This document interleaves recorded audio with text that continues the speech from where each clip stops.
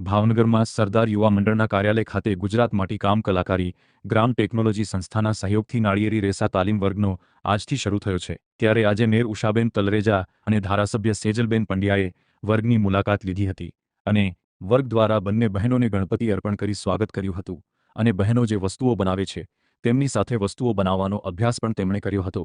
આમ આજે સરદાર યુવા મંડળના વર્ગ ઉપર મુલાકાત લીધી હોવાનું ભરતભાઈ મોણપરાએ યાદીમાં જણાવ્યું હતું।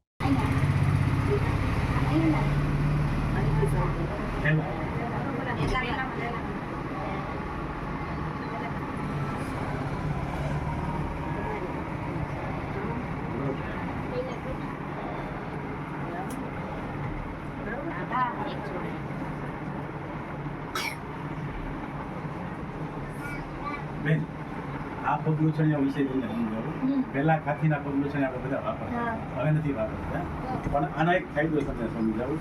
તમે નીચે આમ રાખીને રસોઈ કરો, એક ફાયદો આપણે એક્યુપ્રેશર થાય। બીજું તમારે આમ કરવું હોય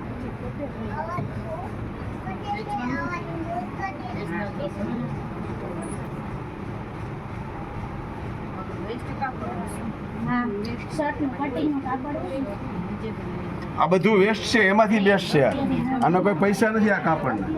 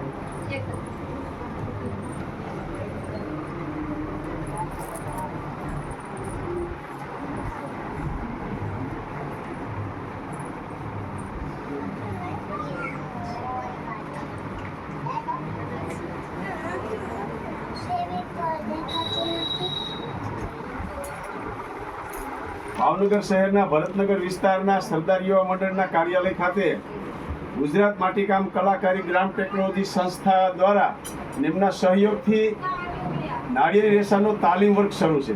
તો આજે આપણા ભાવનગર શહેરના પ્રથમ નાગરિક અને મેયર ઉષાબેન તલરેજા અને આપણા પૂર્વ મત વિસ્તારના ધારાસભ્ય સેજલબેન પંડ્યા અહીંયા તાલીમાર્થી બહેનોની મુલાકાતે આવ્યા હતા અને આ નાળિયેરના રેસામાંથી બનતી વસ્તુઓ ખરેખર જોઈને ખૂબ ખુશ થયા અને આનંદ થયો। અને અમારા જે તાલીમાર્થી બહેનો છે એને પણ ખૂબ આનંદ થયો કે આપણે ત્યાં ધારાસભ્ય અને મેયરશ્રી આવ્યા અને આ 30 દિવસની અમારી તાલીમ છે।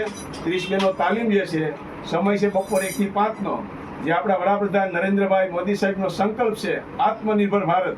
તો આજના સમયમાં આય કમાય અને ઘર ચલાવવું મુશ્કેલ પડતું હોય એવા સમયે એમના સાથી બેન છે, એની દીકરી છે કે એના પત્ની છે, એ એમને આમાં આવા નાના મોટા કામ ધંધા શીખી અને ઘરને મદદરૂપ થાય એ હેતુથી આ તાલીમ શરૂ કર્યો છે।